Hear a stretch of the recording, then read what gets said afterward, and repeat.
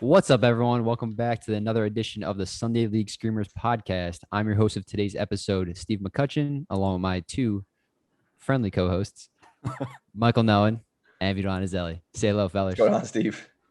Thanks, Steve. Really appreciate the friendly comment. Yeah, dude. I'm just trying, Very nice. to change up a little bit. Vito didn't like my last one, so we have another great show for you guys though today. But before that, please take a moment, just hit the bell, subscribe to us on YouTube, iTunes, Spotify, and wherever else you guys find your podcasts. Also follow us on Twitter, SL_Screamers_pod. But let's get the show on the road. It's league prediction day. So today we're going to be going over the Premier League table, where we see each team fitting and why, the first manager to get sacked, winner of the Golden Boot, and a few more awards and categories and all that stuff. Before that, we got a new segment on the show that we're adding. It's called our Stars and Stripes Recaps. Since we're Americans and we cover the United States men's national team, we're going to be going over transfer news, standout performances, and also terrible performances every week. And if that changes up the Americans' depth chart for the first team and the bench. So first up, we got Josh Sargent to Norwich City for about $11 million. Yeah, I think it's a good move. We've prefaced this in previous weeks that Norwich really needed help up front. That was their biggest problem when they fell out of the Premier League a bit. When Pukki was injured, that you really saw a decline in the way they performed. I think Sargent's a good fit for them, and not only maybe from a quality standpoint, but also from a marketing standpoint. It's good to have an American on those teams. I mean, we saw that a little bit when Pulisic went to Chelsea. While Pulisic has the talent and had the talent then to compete in a team of that quality, it was also good to drive some revenue for the club. And Norwich doesn't really have that financial backing that some of these other clubs do as well. So I think Sargent makes a good sense for them, both in a price and what you're going to get for him, and also what he's going to generate in maybe watchability as well as revenue streams. Gotcha. Next up, we got Gianluca Buzio to Venezia. Hope you can handle that, Mike. I know you and your Italy names don't go along very well. Yeah, sorry for anybody listening if I butcher any pronunciations. But yeah, great move for him. He's going to only develop, grow. He's, I think, 19, 20, really young player. Didn't really have the greatest Gold Cup in terms of some of the appearances he had. But I think making that move to Italy is going to be really big for him. Around 6 to 10 mil that they're paying for him. And he's also linking up with his other teammate, Tanner Tessman, who's obviously American. So I think overall it's a good move, a good landing spot to grow. Yeah, absolutely. I agree. And then last on this one, we're just going to do Sam Vines, another Gold Cup standout for the most part. Went to Royal Antwerp, which is in the Belgium league. I thought it was actually a really good move for him. One, just going overseas and being able to compete, a different level, because whatever European competitions they might get into in the future. And plus, he is actually, there's another 18-year-old on there, left back. I forget the guy's name and everything, but it seems like he's going to be starting over there. So that's a great sign, just getting the experience over in Europe. And I think that's a really good move for him. He had a great Gold Cup, scored a nice goal also as well. So definitely on the move up over there.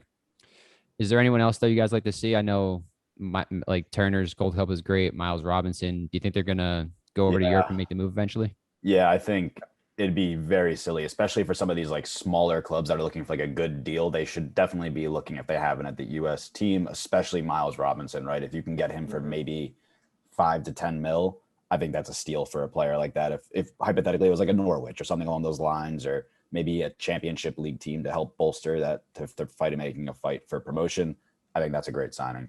Like if they had the opportunity. Yeah, definitely. And Matt Turner as well. I mean, these guys performed in and out for the whole tournament.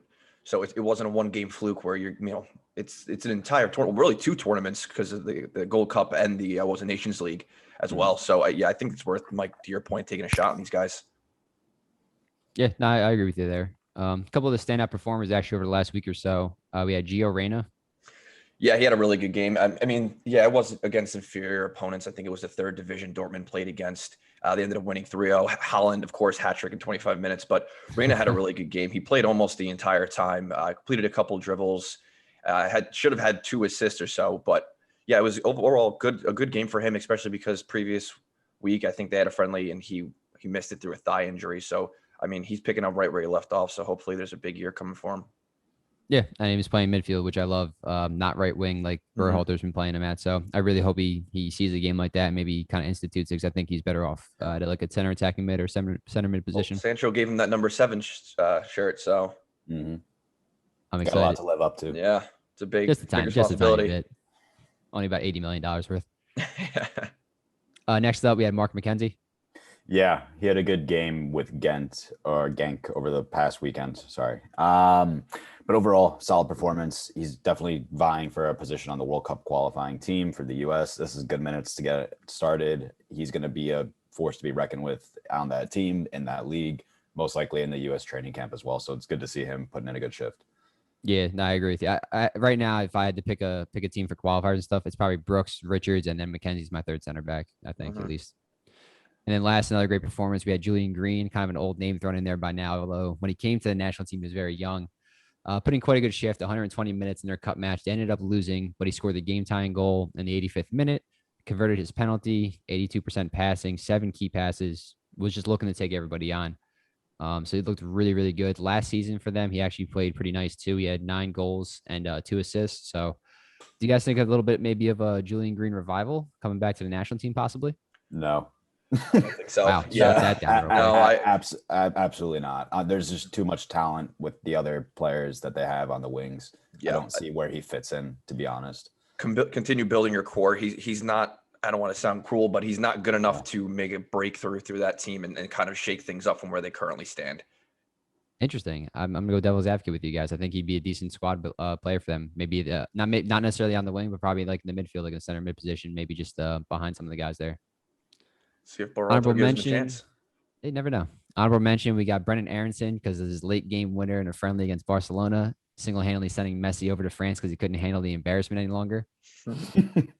So what do you guys think of the Messi transfer? Obviously, I mean, we're recording this on a Sunday. I think it's pretty much official, right? I don't know if he signed exactly yet, but he hasn't signed yet, but it's official. Like, it's the worst kept secret at this point. Yeah. I mean, they only rented out the Eiffel Tower, so yeah. Yeah. He had his press conference this morning. He did I'm good. Still in disbelief, still very much in disbelief that they weren't able to keep him. But, Barcelona has their own much larger financial issues. Yeah. So. Yeah, absolutely. I'm curious really what it came. It was La Liga finally just throwing like the stick, like big stick down and just seeing like, nope, done with this, or what happened. I don't know. Yeah. I mean, that's according to Messi, that's what happened. He said he had everything in place and it was a last second La Liga, not block, but it's not good for the league. To be honest, you lost Ronaldo, you're losing Bale for the most part. I mean, Messi's gone. It's kind of interesting to see because you remember in the 2008, 2009, like that time frame when the Premier League was dominating Europe and like Italy was involved as well, and Spain was kind of on the outskirts when Real was chasing La Decima, etc.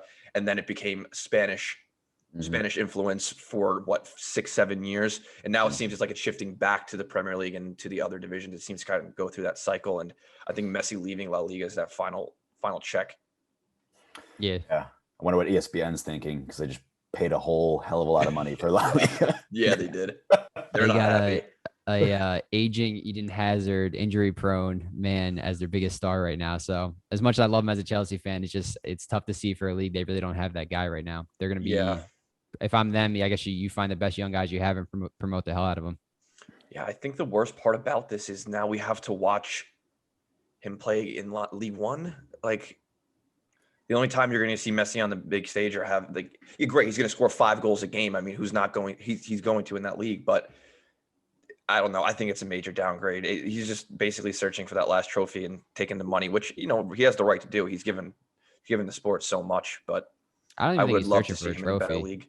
To be honest with you, he's won everything possible besides a World Cup, realistically. So I mean, I think he wants for that him, it's last more- Champions I think it's more about playing with his friends and compatriots at this point. He wants to go link up with Neymar again. He wants to go link up with a couple of the Argentinian players like Di Maria on PSG, Pochettino, who love. He's not his player, but his coach. But play with him. Like, how would you turn that down at this point? Yeah, especially when he's going to make 35 million season after tax. Mm-hmm. Yeah, it's nuts. Oh my God, Mbappe, Neymar, and Messi on the front line is terrifying. They're literally playing Ultimate Team in FIFA just in real life now. It's getting it's sick. Is this a PlayStation 2 where there were cheat codes? Like, how does this happen? There might be, and free transfer nonetheless. Speaking of that too, I know ESPN tweeted this, and I wanted to say they've probably had the best transfer activity in the past how many years of any team. Who do they sign on free? Donnarumma. They're gonna get Messi. Sergio Ramos. Wijnaldum. What was Wijnaldum on a free? It was. Wijnaldum was a free. Yeah, they signed 5 players on free, and 4 of them are world class. Yeah, Hakimi was the only one they paid. Oh, and that was the only money they spent was Hakimi. Yeah, that's nuts. I mean, granted, yes, the wage is going to be unreal, but like those guys, like Messi alone is going to pay for his in kit sales. Like, Yeah. Oh yeah. that's Yeah. a fact. Absolutely. Not to mention So, the wages aren't going to offset what it would have cost to sign these guys, so it's still coming so far out on top. yeah. And if they Yeah. do, they sell a guy or two. It's not going to. They're sitting pretty right now, and obviously we know they have the funds. So Yeah.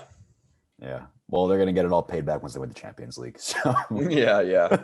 what? Yo, if they don't win though, big questions of Poch maybe. not massive, ginormous. It's Him and that board don't seem to be good friends right now. hey, if he happens to get fired and happens to come back to a club that I love dearly, I'm not gonna be upset. So Wow, already kicking Nuno to the side. Good to know from a Tottenham fan. Yeah. Ruthless. Jesus. I'm just With that, though, let's head over to the league that we're supposed to be covering right now. And that's the Barclays Premier League. We're going to go over a lot of our too early predictions before the transfer window has even ended at this point. But Vito, actually, what's your top four for the league? Let's go over that real quick. I have City winning the league. They're going to sign Kane. You just know it's going to happen. I have them followed up by Liverpool, United, and then I have Chelsea finishing in fourth. I made this a little bit way before the Lukaku rumors were rolling around, but I still think United's going to finish in that position. Chelsea historically have stumbled a little bit. I think City's going to be way too strong. I can't picture anyone finishing on top of them. And I think you're going to see a resurgence from Liverpool.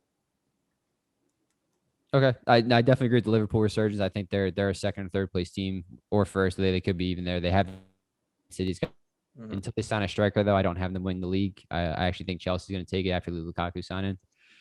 You know, as a fan, got to throw them in. If they have a chance to win it, I'm throwing them in first. And Man U, the only reason I have them down in fourth is just because I don't think they have enough depth. A few injuries here or there. If they run into like a Liverpool situation, they have no chance. Relegation battle. No, and let's hear from you on that one. Who do you got down there? Yeah, this might be a little different from what you guys put, but for me personally, in the order I have is 18th is Newcastle, 19th Brentford, 20th Watford. I just, for the life of me, cannot see these teams pulling anything out, especially Watford. I have the manager to be sacked first. I don't think they're going to be a very good team to watch. I think they're going to be pretty bad, to be honest. Brentford, rooting for him. I want Ivan Toney to do well. We talked about him earlier on one of the other podcast episodes, but I just don't see them having the firepower to stay up and defensive ability to do that. And Newcastle, No money. Yeah, they just they're gonna collapse as a club at this point. I think Newcastle's going to survive, but just barely. I have Brighton going down without signing a striker. They're, I think, ruined. I'm shocked they haven't yet. I honestly, I have no idea why they didn't make that a priority and get that done immediately. Especially with all the money Arsenal just gave them. Yeah, exactly. Like you have something to spend. There's no reason they couldn't have went and got Ings or something like that. Granted, Aston Villa definitely had a better bargaining chip on there, being in a better position in the league and stuff. But still, someone like that they should have went after. I'm with you, Mike. I got Newcastle 18th, Watford 20th. The only difference I have is I have Brentford staying up, and Southampton going down 19th. Interesting. Yeah, it's going to be a rough year for them too, like a very rough year. After the last sale of Ings, he was the only reason I was keeping them up. He started off really hot last year and gave them enough cushion to like not fall down. But when he was out, they just tumbled down the table. So I have him gone. They haven't replaced him. See you later. Who do you guys think it's gonna be top scorer though? I'm really curious. That I feel like that was wide open last year for up to almost the last week. Kane. Yeah, I have Kane if he goes to City. Otherwise, it's going to be Lukaku. I think Chelsea missed 56 big chances, which was behind City and Liverpool, not by much. And I think having Lukaku on that team with all that talent is going to be unbelievable. It's a poacher's dream, basically. Chelsea at this point, and it's going to be the same for Kane. So it's going to be a battle, but I'm going Lukaku. Okay, I'm with you on that one, Vito. I definitely like Lukaku in there.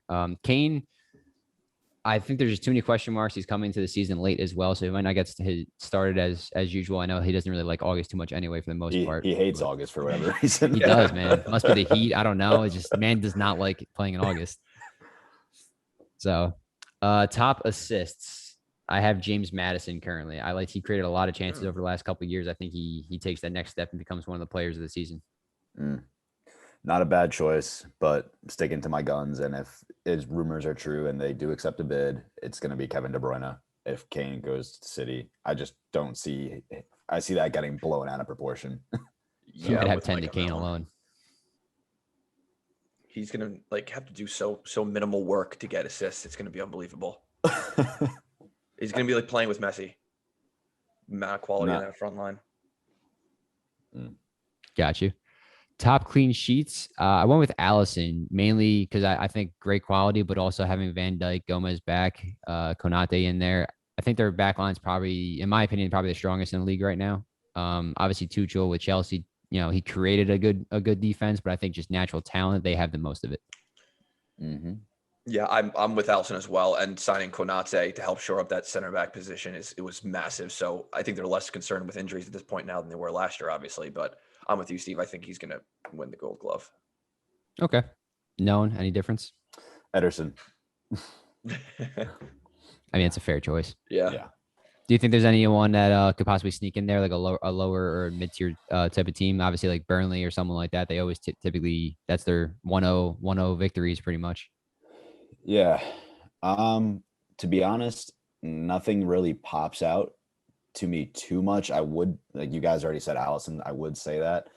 I'm personally a really big fan of the Rafa Varane signing. So if anything, whoever the keeper is for Man U, whether it's De Gea, Henderson, whoever that keeper is, I think they might be able to sneak in. Yeah. I think outside of Allison and Ederson, otherwise it's going to have to be Chelsea's keeper, Mendy, for me. One best defense in Europe last year. Definitely not bad. At least the second half of the year. That's a fact. Yeah, I meant in European competitions, not domestically. Gotcha. Yeah. What hopefully we get some different answers here. I'm curious about what you guys think. The surprise team of the season or the player of the season? We're gonna do both, but one and the other. I read it as surprise player, not even player of the season. So my bad on that. Well, no, I meant that. Yeah, no, just in general, like someone that's no named or not really well known. Doesn't have to be the player of the season, but just someone that surprises everybody. Mm-hmm. I'm going with West Ham. I think they're going to be my surprise team of the season. They were surprised last year, and I think the surprise this year is going to be that they maintain that level and they finish fairly high up on the table. Are they going to crack the top four? Probably not. They're not going to be in that talk anymore. But with given how the other teams have strengthened, West Ham not having really done a whole lot in the transfer market so far, I still think they're going to be strong enough to fight for those Europa League positions. And I think they're going to finish like, seventh position, maybe somewhere towards that top table. Okay. What about player then? Kane's player of the season. No, just like surprise player. Oh, Grealish for me. I think he's going to defy expectations. I know some people, we're a little split on this. Mike, I think, did you have him measure your surprise letdown of the season? I do. You do, Steve? Yeah. I have him my surprise success. Yeah. I don't think it's too much to hope for him to succeed to that level. But I think it could go either way with him having a flop or being a huge success. And I think he's going to be a huge success. I think he's going to be an in and out starter after a couple weeks of that season when Pep really sees him gel with that team. Okay, interesting. I'm going to contradict you in a little bit on that one, but we'll get to that. What about you, Nolan? Yeah, surprise team of the season. The team that Grealish is leaving, Villa. I think they've spent the money really well that they've got. They've more than likely built a better foundation for their team now and not just relying on one player. I think they're going to come out. They have a real possibility of being like a top half team. And I think they're probably going to be pushing that edge to do that. So definitely them from that perspective. And then as like a surprise player who I think is also, in my opinion, going to be one of the signings of the season, if not the signing of the season, I think it's going to be Patson Daka. I think that dude's going to come in and light it up at Leicester City. Maybe if Vardy gets hurt, he needs to get a little tired. I think he's one for the future. He's going to be ridiculous. I actually like that surprise player, definitely. I don't know how much time he's going to get because it seems, at least in their friendlies so far, he seems to be coming off the bench with Iheanacho, or Iheanacho is at least number 2 on the depth chart behind Vardy. So it might take an injury or something, but he definitely deserves a call out without a doubt. My surprise team, Mike already mentioned Aston Villa. My second one besides them actually would be Crystal Palace. I've liked what they've done with the signings so far with Gahey and Gallagher from Chelsea and a few other ones as well. Zaha's pretty much playing to possibly move to a new team. So I think we're going to see the Every best year. season out of him. Every year Yeah. he is every year. But I really think he's going to come out firing. In their last friendly, he just scored two as well. So I don't know too much about Patrick Vieira and his managerial style or anything like that. So obviously having a rookie manager we've seen in the Premier League not be the easiest task, but I could see them actually fighting for a top 10 spot, just being in the top half of the table. And I wouldn't be shocked if they're there at the end of the year by any means. But my surprise player of the year actually is going to be a West Ham player, Ben Harama. I don't know if I say that exactly, but amazing down the championship level. He used to play for Brentford actually in 83 appearances, scored 27 goals, and was lighting it up down there. Hasn't really gotten his chance at West Ham yet, but he just scored an absolute banger in a friendly the other day, and I watched him play. I think he's going to take on a Jesse Lingard role and actually get starts this year because they haven't been able to complete a transfer for that area. And I think he's their go-to guy. Not necessarily the go-to guy, but I think he's probably their most creative player going forward right now. And I think he's going to be one of the talismans. He's got some tricky feet. Yeah, no, he looks so- really good. Willing to so take people tricky, one-on-one. It's exactly what they're missing right now. So Yeah. instead of transferring in, they might already have it on the team. So who's going to be your guys' letdown this season? Then we just went over the surprise team. So Oh, it's only one team for me, baby. Arsenal. Arsenal. I just don't see them. We talked about this prior, but there's going to be such a tight like gap in points between those mid-table like top half teams between like that 6 and 10 spot. And I just get the feeling that Arteta is not the guy. I don't think he's going to be able to pull through from a coaching perspective and tactically to put them where they need to be. I think that they're going to probably drop a little bit and not hit the expectations that they really set for themselves, especially after signing Ben White. I think he'll be good, but then also in terms of like a letdown player too, I think it's probably going to be Aubameyang. I think he's going to pretty much underperform. you think 2 straight years? Because last year he definitely didn't live up to his typical seasons. Yeah, I do. Okay, I wouldn't argue on that point at all. Actually, honestly, I have Arsenal finishing pretty low, and by low I mean like 9th, I think, or something along those lines, 9th or 10th. I don't see them getting any better right now. In the past years, they've always tried to make improvements, and they haven't found the right people. It's like they're just putting the band-aids on situations and not finding the right dudes. Saka, obviously, another year under his belt. I think he's going to be great. I just don't see them. Like you said, I don't know if Arteta's the right guy for the team. I think they might have enough talent on there to be good, but not managing the right way. Wouldn't be shocked if he got sacked by like Boxing Day or something like that. Yeah. I'm going to go a little differently. I actually expect Arsenal to perform about 8th or 9th. So I'm going to go with Wolves. I think losing Nuno to Spurs is going to be too much of a blow for them. I think they're going to lose their identity a little bit and kind of fall down that table. I have them finishing a little bit lower this year, like towards 11th or so, which is kind of where they finished, I think, current year. But obviously with the injuries, I just think they're going to underperform. As for players, I have Marcus Rashford as my letdown player of the year. I don't know if it's going to happen with the Euros following him into the Premier League, but it seems like it. He hasn't found his footing in the last 12 months, and I think it's going to carry over into this year. Okay, I could see that. And he's also been playing through injury and stuff like that, so he's coming back off of surgery. I think it was a shoulder. I could be wrong, something along those lines. Right. So you never know how you're going to react to that exactly. But yeah, my letdown. I was just agreeing with Mike on Arsenal. My letdown team is actually going to be Everton though. They had the 6th highest wage bill in the year or in the league, and they didn't do anything with it last year. Obviously, they came out smoking hot. I think they were 3rd place come Boxing Day, like leaving in late December and stuff like that. They were still up there for a while, but the second half of the year they fell apart. Ancelotti's gone. James might be on the way out. Rafa doesn't seem to be vibing with a lot of the fans and the board and stuff like that. So even with all the money they're spending, I don't think they're doing it correctly. And they've only brought in 1.5 million worth of players and stuff like that. So they don't seem to be upgrading by any means. And granted, they do have a very similar roster compared to last year. I just don't see it improving or anything like that behind Benitez. He plays a different style than what the guys that he has right now. So as for player, I kind of alluded to it earlier, but I think Grealish is going to be my letdown player of the year. And I only mean that in a sense of I don't think he'll be the letdown for them in the future. I think he's going to be great and he's going to be there for years to come. I think for this season, it reminds me kind of a Riyad Mahrez situation where he came over from Leicester. They had an abundance of wingers, abundance of attacking players. He's not going to play all 38 games this year without a doubt. Whether it's due to injury or whatnot, Mahrez only played 27 games his first year, and they were always calling for more from him. Jack's going to perform when he gets on there. I just don't see him playing more than 30 games and being able to contribute enough for them specifically. And in perspective, I think he's going to do well. What I mean by letdown is you paid 100 million for him. I got you. You're not going to get $100 million worth of production this year. I get Hard that. to get that out of anyone these days. Yeah. Unless your name is Mbappe or Holland. Messi. You just Yeah. Messi. Just plug them right in. What you said Aubameyang for your player, Mike? Mm-hmm. 2 straight years though. I'm like debating on like whether or not that he's going to be like what he was last year. Last year just seemed like, because typically in years past he's just a goal scoring machine. I know Lacazette slowed down last year too as well, but Mm-hmm. you know, like if they're going to get goals, who do you think they're going to come from? Great question. Not Aubameyang at the I don't moment. think they're going to get a lot of goals. I think that's going to be the main concern. It's not that I don't think he's going to underperform. I just don't think he's going to have a chance to perform with that quality in that team. Gotcha. What if you guys had to pick a manager for the year, then what are we feeling?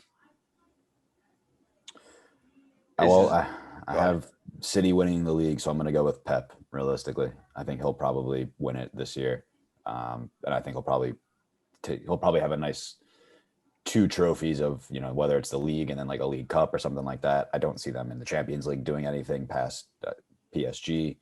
So, yeah. Yeah, I'm with Mike on this. It typically goes to the winner of the league. I think Tuchel's going to have a great year. I think he'd be in the conversation, but I think ultimately it's going to be Pep's trophy to lose. Yeah, I feel you with that. I have Tuchel actually just because I have Chelsea winning. I figured. I don't know if realistically it should be manager of the year. Should always go to the first place guy though, because we've talked in the past, like David Moyes last year. He should have gotten it last year. Like there's something along those lines. Like to me, that's Yeah. manager of the year, where a team that's probably predicted to be in 14th, 15th, or 13th place or whatever it was, and he takes them all the way up to would they finish 6th, 7th? I forget exactly I think it was 6th, right? Yeah, 5th or 6th, something like that. Where way someone like bringing first with a lot of people's predictions as well. To me, that I feel like that should be more the manager of the year talks, because that's more impressive. I'm not saying winning the Premier League is not impressive by any means, but I expect Man City and Pep to be in that conversation every year. Yeah. I don't expect West Ham to be in 6th place, pushing for up until like the last 2 weeks of the season for a Champions League spot. Mm-hmm. Yeah. So I think that award should be thrown out a little differently, but that's just my opinion on it. Yeah, when Nuno came up with Spurs and he had him finish 7th, he didn't win that trophy. It's like, are you really? Clearly, Wolves. one of the best. Wolves, sorry, yes. Yeah. Yeah, no, I feel on that. I agree with you. But on the other side of it, first manager sacked this season. There are some odds thrown out there. I think it was either plus 500 or plus 600. 2 guys tied for it. Cisco Muñez and Patrick Vieira, both of them were the front runners to be gone first. What are your thoughts? Definitely Cisco. I got Vieira. I want one the other way. Yeah. Palace, until Ray Hodgson, Palace had 13 managers between 2010 and 2017. And now with the new manager in Vieira, I don't know. To your point, Steve, they brought in a couple different pieces, and we still have not worked with Chelsea to the fullest extent where they don't fully gel. I think a new manager and new players coming into a club that likes to change their managers frequently until Hodgson, I think it's going to be Vieira first. Okay. Again, I'll disagree with you. I like playing devil's advocate. Because I really truly think they brought in the right people for the right positions. They got more youthful, and they got rid of they got rid of some experience, but they brought in fresh legs and everything like that. I see them going pretty far. I think they're going to really achieve above. So I'm going to go with Muñez as well with Mike. Watford has a typically, for whatever reason, very quick on the sackings in previous years. So I really think that he's not going to last too long, especially I don't see him scoring a lot of goals. Once that starts happening, there's rumblings of the manager, then the fans, and then just going to tumble and tumble and tumble like a typical relegation team. I mean, the fact that Chris Wilder did last as long as he did at Sheffield was incredible to me. That was bananas. Yeah. And the fact that the board, I think, was trying to keep him too for the following season. He's like trying to leave. Like that was a mess and shambles. Yeah, he should have left earlier. Yeah, no doubt, dude. What last one I do want to touch on for the day though. I'm really curious. The mid-table teams. I know we talked about it a little bit before we start the podcast. The drop off from like 5th place to 10th, maybe even 11th, seems like a very, very close race. What do you guys think is going to kind of end up with, or what's going to be the difference maker for some of these teams? Injuries. Honestly. Yeah. I think whatever team is able to stay healthy is going to be able to come up near that like UCL, like Europa League spot. I don't think, to be honest, there's a lot that separates the 6th finishing team to like the 11th or 12th team, to be honest. There's in terms of quality, it's just like pure injury luck. So that's going to be a very fascinating battle to watch throughout the whole league and the whole season itself. So we'll see. I think we're going to see one of the biggest gaps between in terms of points for the top 4 or 5 teams compared to the rest of the league. I mean, you might as well split this table in half at this point with 5-6 teams in one half and then the rest of them in the other, because the gulf in quality between the top of the table this year is one of the biggest we've seen in Premier League's history, I think. I now would agree with you. I would take the top 4 I'll just take top 4 teams. I think we're all pretty much in agreement. Chelsea, Man City, Liverpool, Man U, in whatever order you want to put them in. It's pretty much every one of them upgraded so far, like drastically for the most part. Yeah. And I think they just took their quality. If the gap was like an inch or two like this, it just went to there, like massively different for the most part. Yep. 5th place, I have Leicester. They're starting to be able to form 2 full teams right now. Tottenham in 6th, but that could swap very easily. I'm really bullish on Aston Villa. I think they get 7th. I love every signing that they've made so far, even though Grealish did leave. Everything was done very, very particular and precise. I really see them pushing far above their weight, and they're going to. I don't even know if they're surprised anymore. I think everyone might be picking them as like their dark horses to get to Europe. Yeah, I'm at 9. I have West Ham at 7 currently, but I said that was my surprise this season. Gotcha. Apologize for technical difficulties. Vito's Walmart Radio Shack connection really just screwed us over there, so we apologize, and we're getting back to everything. My bad. One of our next awards we're going to go is for the best actor, and who's going to be diving, or the best dive, I guess, of the year. Yeah. So real brief, gun to the head. I'm picking Mohamed Salah. He is the diving king. I don't care what anyone says. So yep. We're gonna see some video of him getting touched by like someone breathing on him, and he's just gonna fall right over. So I don't even think he needs to get touched. Slight gust of wind is gonna topple him down the tunnel. What about you, Vito? It's Salah. Has to be. Okay, I'll play devil's advocate. It's gonna be the classic. It's gonna be one of these hands behind the head. That's big for him. It's almost like he's praying as he's going to the ground because he wants. Yeah, exactly. It's gonna be brutal. I'm gonna go with Raheem Sterling. He's gonna get a slight touch on the ankle, and he's gonna go rolling 14 times into the benches. Ooh. Yeah. He's gonna maybe even right down the tunnel. It depends on where he leaves the field and how it's pitched. But I'm gonna go Raheem Sterling for the best actor award. Okay. Yeah. Worst goalkeeping howler of the year. De Gea. He's been Wow. having a rough time of it. He's made a couple. I think it's going to be a De Gea.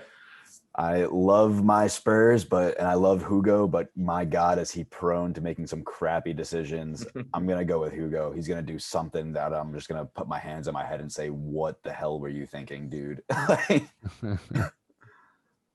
I like it. I'm gonna go Jordan Pickford. He's been known to be a very questionable keeper. Definitely not the best tackler. Ever seen anything from that Van Dijk injury by any means. So I'm thinking maybe he comes out when he shouldn't, something along those lines, and just kind of absolutely makes a mess of something. It's gonna be great to record on here actually one day. Good for content. We got any other ones we want to touch upon? There's a third one we were thinking about.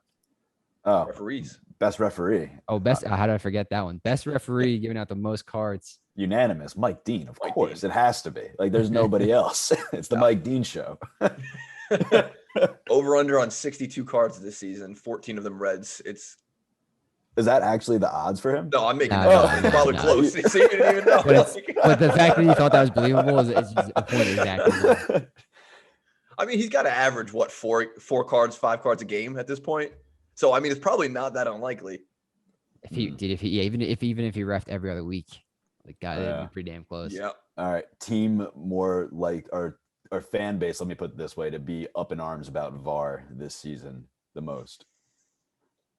United. I feel like they get help though every time. It's like a seesaw. They got help last year. Yeah. Now this year, it's gonna be a huge pain in the butt for them. I can see. They like to complain when VAR doesn't review something. I think that's what's going to be most of the headache from their supporting base. I can see that. I mean, Bruno's going to be very suffer if that's the case then, because half his goals are freaking penalties at this point. So he will not be thrilled. What team would get helped the most then? Mm. We got any lucky candidates out there? Leicester. Ooh, that's a good one. It's a sneaky I pick. like that. Sneaky It's a- pick, it's a yeah. Very sneaky pick. I'm gonna say for both of you, I'm gonna say Chelsea. I think they're gonna get a lot of VAR. I don't know why. I think that it's gonna be very helpful for them. They're gonna I need really it wouldn't too, mind. especially if Yeah. Timo's up there missing. They're gonna need it. I don't know if we want to give him a second chance from the penalty spot though, so we might just want to forget about VAR and let the game play through. we got Lukaku now. We're good. We're good. Oh, fair enough. Yes, fair enough. I like the Leicester pick. I'm actually a pretty fan of that. I would like imagine last day Leicester, Man U, or something like that happens again, and Yeah, little Leicester City City magic where a penalty for Vardy just sends him into the Champions League and takes it away from them. Yeah. Great. I think it's going to be flip flopped. United had help last year, Leicester didn't, and I think it's going to go the opposite way. Nice. I like it. Any other awards you want to give out? Who's going to have miss of the year? And you can't say Werner. That's Can't messed say up. Werner. Miss of the year. Oh, that's a tough one. Rashford for me. I got a feeling it's gonna be like one of the teams that I have in like a relegation battle, and for some reason I want to say Neil Maupay. I like that. Not a bad one. Not a Wow. bad one. You like that? Do you go Troy Deeney then? No, I don't. I like Troy Deeney's Deeney. a I like him national too, treasure. but like you're talking Watford relegation, they're gonna have trouble scoring at his is. I mean, it's a perfect one to just shank one at that Wow. point. I can't wait for this season to start next week. I know I'm very excited. Friday, I'm- man. So excited. We're recording this on a Sunday, but we're 6 days away now at this point. So I'm really thrilled. Yeah. You think I love when they take like a newly promoted team and they do this against on the first day. Does Brentford have a chance against Arsenal, who's obviously struggling and stuff? Everyone has a chance versus Arsenal.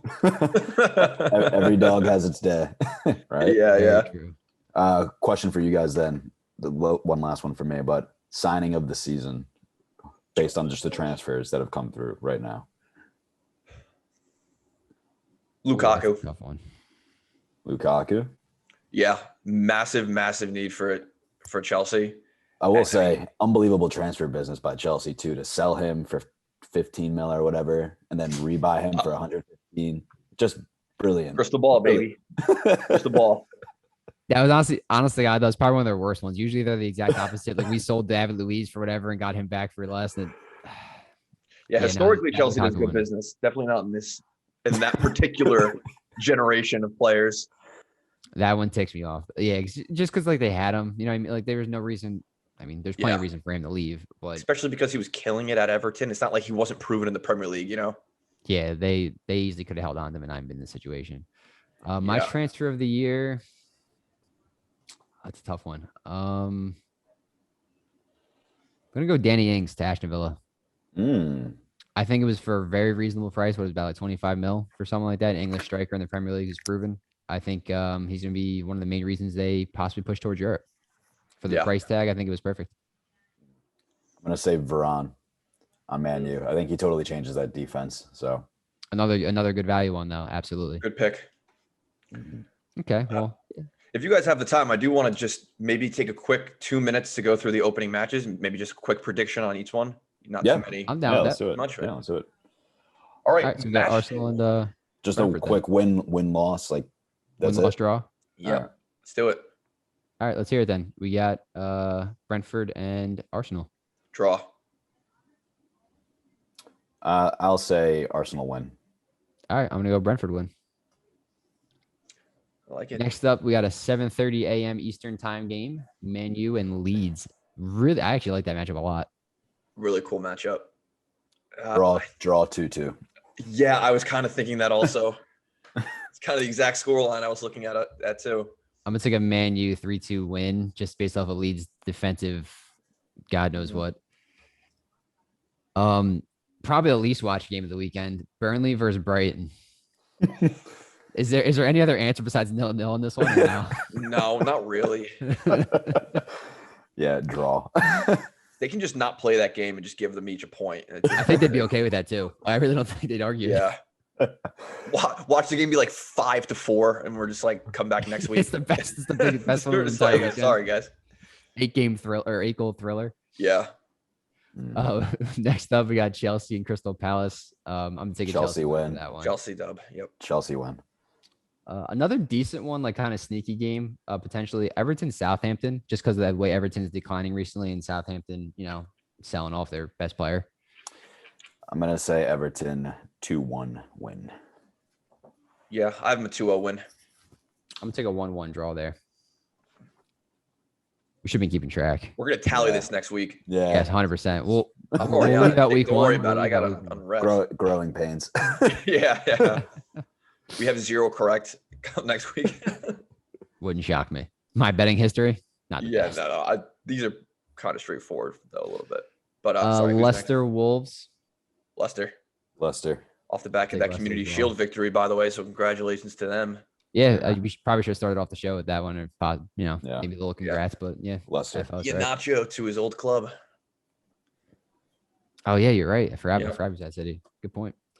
Watford, Aston Villa. I mean, I've been Villains. praising them. 100% taking that. Mhm. 2-0 maybe a little 2-0 action. Yeah, I think it's a shutout for them. Yeah, Clean Ings sheet. and Watkin. I think both of them getting the scoreboard. Probably the most lopsided matchup of the entire thing. Norwich, Liverpool. Do you believe in miracles? Yeah. Welcome back. Here's Liverpool. Liverpool. Yep. Probably like 3-1 Liverpool. Maybe a little Josh I'd Sargent, say like the 3-0. 70th minute goal. 3-0. I don't think Sargent will even be playing. I hope to God he does. Newcastle, West Ham. West Ham. West Ham. I think it's I'm going to with be you a on that 2-1. one. And then maybe one of the more competitive games. You never know. Man City, Tottenham. Ooh. Oh my Tough God! one. If Kane makes this transfer and he starts for City on opening day against Spurs, They won't allow that. they might not sell Kane until after that game. North London would literally blow up and riot. That would literally be in the transfer clause. It'd be like, you will not play on August 15th. It'll be like a loan deal. Yeah.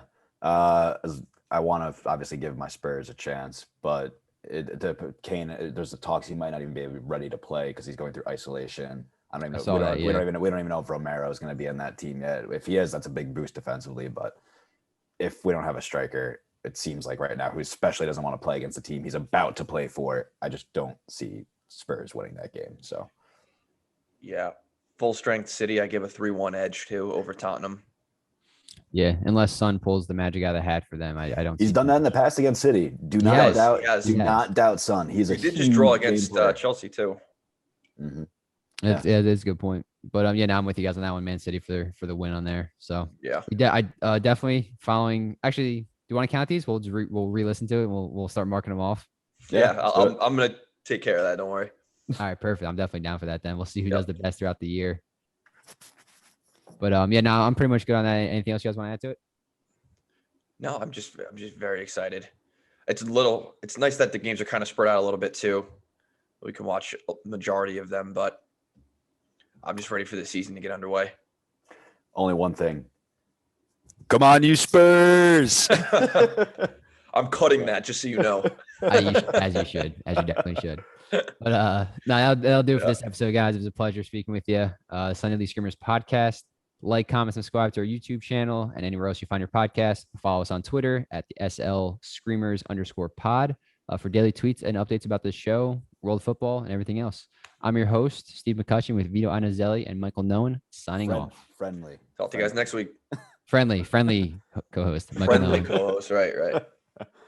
All right. Later. Later, guys. Later.